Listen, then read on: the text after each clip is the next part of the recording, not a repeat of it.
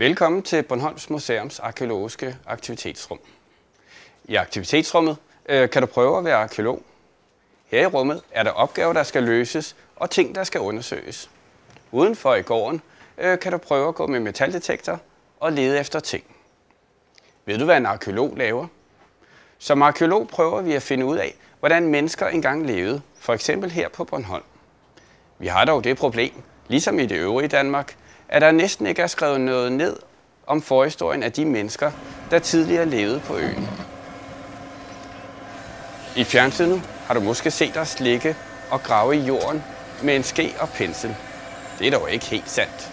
De vigtigste graveredskaber, vi bruger, er en stor gravemaskine og en skov.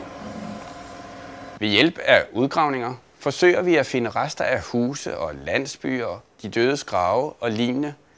Ved at finde ud af så meget som muligt om de enkelte fund, kan vi danne os en idé om livet i fortiden.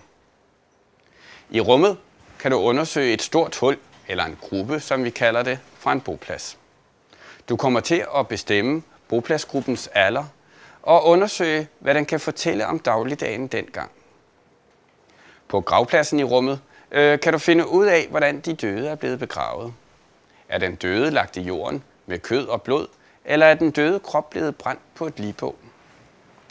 Ud fra knoglerne og fundene i gravene skal vi prøve at fortælle så meget som muligt om den gravlagte og finde ud af, hvornår graven er fra. Har du lyst til at arbejde som en arkæolog?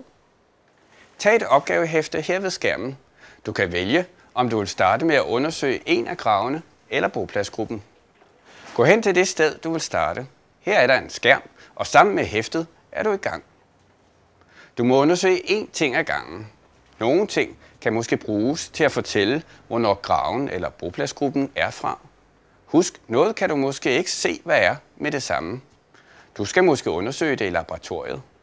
Et fund skal måske røntgenfotograferes, andre skal undersøges i mikroskop. Knogler og tænder skal måske bestemmes. Du kommer til at lave mange forskellige undersøgelser og kommer til at gå frem og tilbage mange gange. Hvis du synes, at en opgave er for svær, springer du den blot over og vælger en ny. God fornøjelse, lille arkæolog.